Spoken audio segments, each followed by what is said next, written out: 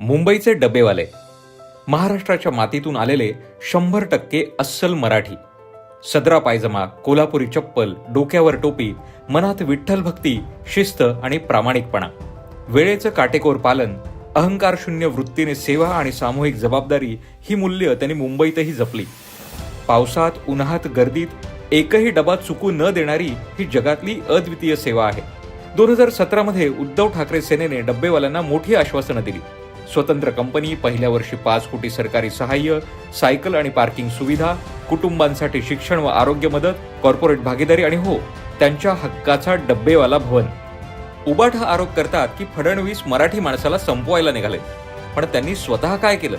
डब्बेवाल्यांना दिलेल्या एकाही आश्वासनाची पूर्तता उबाठांनी केली नाही. अहो, डब्बेवाले परप्रांतीय आहेत का? मराठी माणूसच आहेत ना ते.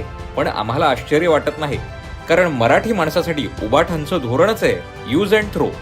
दुसरीकडे देवेंद्रजींनी डब्बेवाला भवनासाठी 5 कोटी रुपयांचा निधी मंजूर केला.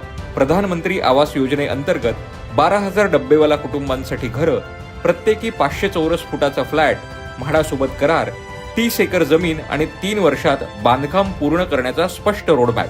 2027 मध्ये 100 वर्षांहून अधिक काळ मुंबईची सेवा करणाऱ्या डब्बेवाल्यांचं स्वतःच्या घराचं स्वप्न अखेर पूर्ण होणार आहे.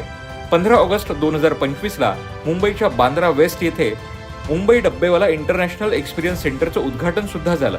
135 वर्षांच्या प्रवासाचं हे केवळ संग्रहालय नाही, तर डब्बेवाल्यांच्या योगदानाला दिलेला मानाचा मुजरा आहे.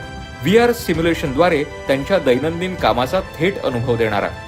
हा फरक आहे मराठी माणसाच्या नावावर भाषणं देऊन मतं मागणाऱ्या नेत्यांमध्ये आणि मराठीचा शत्रू असल्याचे आरोप अंगावर घेऊनही मराठी माणसासाठी तळमळत असणाऱ्या लोकनेत्यात. डब्बेवाल्यांच्या सेवेचे फॅन असणाऱ्या अस्सल मुंबईकरांनो, आता ठरवा, डब्यात भरून कोणाला तरी घरी पोहोचतं करण्याची वेळ आलेली आहे.